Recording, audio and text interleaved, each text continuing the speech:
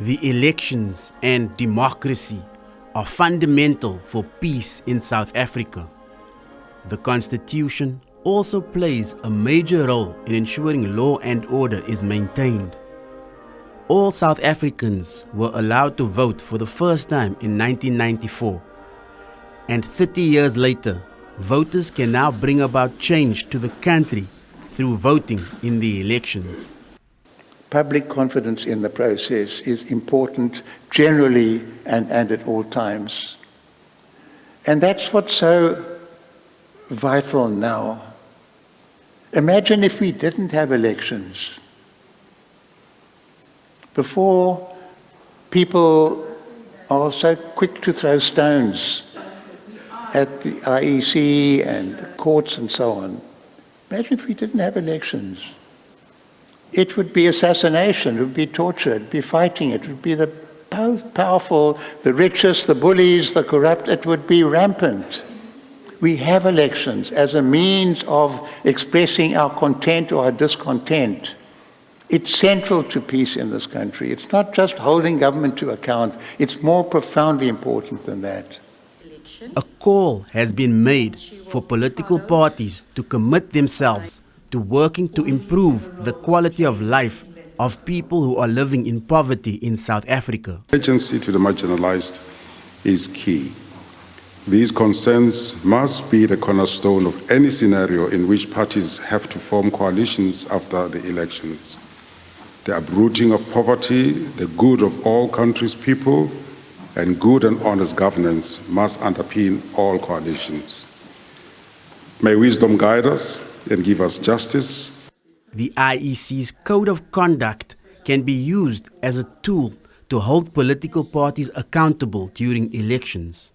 I think the Electoral Code of Conduct is critical because it sets the standards of behavior and conduct of political parties, their leaders, their representatives, their members as well as supporters, and then also the independent candidates and their supporters. I think at the end of the day this is a contest and it's important that everybody plays according to the rules. One of the rules says that you have to respect the opinions of somebody else, that you cannot have any no-go areas. You can't have a situation where one party says, no, I will not allow posters of another party in my area.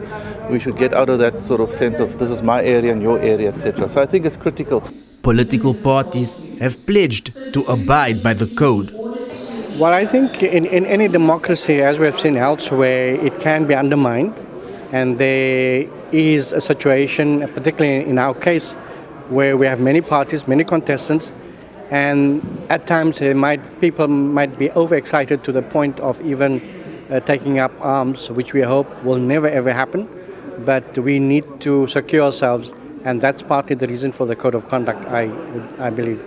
If we don't have a code of conduct, if we don't have laws that are binding us, we'll see ourselves having a coup, we see ourselves having war in the country, and that is very important for us to have a code of conduct. In fact, every profession has got a code of conduct because it binds us so that if you derail from the law will take its course.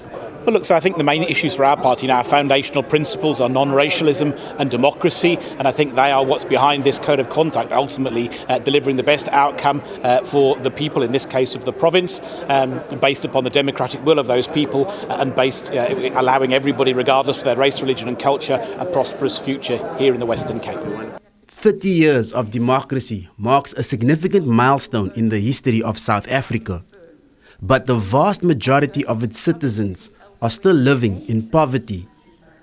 Governments that are elected over the next few decades will still have loads of work to do if they are to improve the quality of lives of the poor and cut down on the high level of inequality in the country. Only time will tell if they are up to the task. Corbin August, SABC News, Cape Town.